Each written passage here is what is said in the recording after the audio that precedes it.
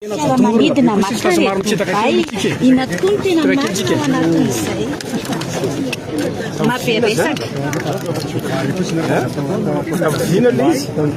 Tamin'ny herinandro ty hoe nisy vol indrona ka ny Dubai. Dia izy ny tao anatiny fantatranao ny tao anatiny? Izay no anontaniananao? Ka zaho koa tsy mahalala ny tao anatiny, samy manontany any amin'ny ACM atsika hoe ahoana zany, eto zao vao maheno an'izany.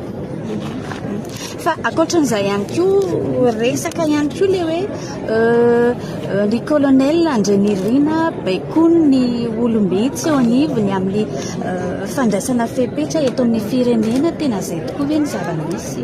Iza le olombitsy aloha?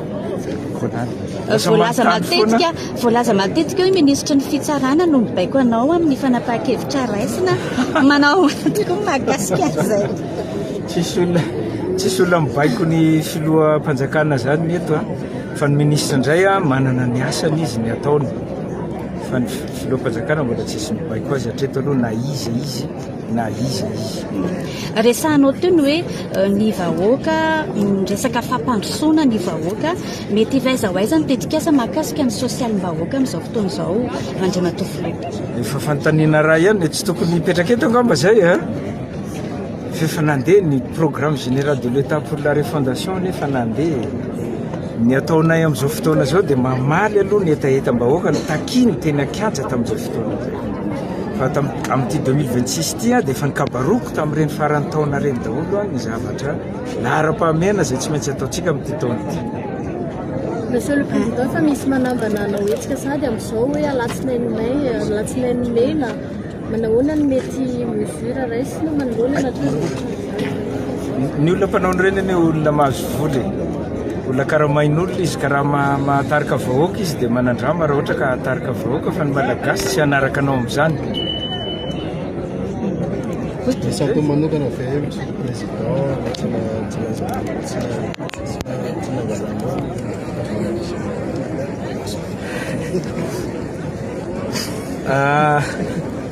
hoentiko anehoana aloha voalohany indrindra, hoentiko anehoana fa tsy nigalona no nitsangana fa ho an'ny vahoaka. Voninahitra faratampo nefa nomeny vahoaka efa ampy azy fa tsy mbola mila nomena n'indray fa ny laharam-boninahitra iny dia aleo any miaraka. Zay ny raha iny. Faharoa manaraka an'izay colonel Michael nahafantaran'olona hatramin'ny 11 octobre dia aleo hijanonao colonel Michael zay. farany raniona tamin'ny sadika Andriamatoa Ravalomanana dia nanambara fa ny aina mbola ao anatin'ny tsy ara-drano tsika mizoatra ivelan'ny constitution fa ny octobre mahakasika an'izay. Say voazavainy ilay zavatra tenenina fa tsy miteny fotsiny. Miohatra tsika mianatra any amin'ny université azy tsy manao affirmation gratuite fa azavaina dia izy. Raha miteny ianao tsy manaraka ny lalàna ilay olona dia ino fa zahay mahatsapa fa manaraka ny lalàna zay ny HCC nanomeny io noho ny fahefana pouvoir régulateur zay anana ny HCC eran-tany no nampiasainy andaminany ny zavatra misy iny.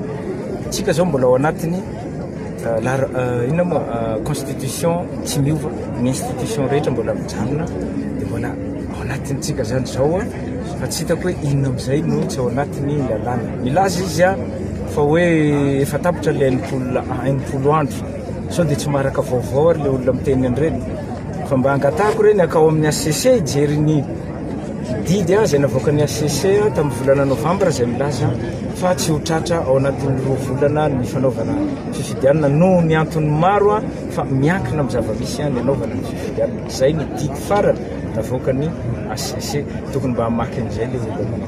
Aiza hoe zany remaniement Monsieur le Président amin'izao fotoana mbola ao anatin'ny tombona zay zao dia gamba hitanareo mbola miasa mafy sao dia mba tokony le asa mafy zay ataonay amin'izao aloha tokony ho jerentsika fa mandeha io tombana io. Misy aleraka manokany sadek toa eto Madagasikara amin'izao anisany eona amin'izay efa niaona tamin'izay efa niaona tamin'izay efa any amin'ny page ny fiadidinany fanavaozana ny république anie zany efa niaona tamin'izay ary mbola iaona aminy rapitso alohan'izy mamarana ny hiraka zay ataony eto Madagasikara.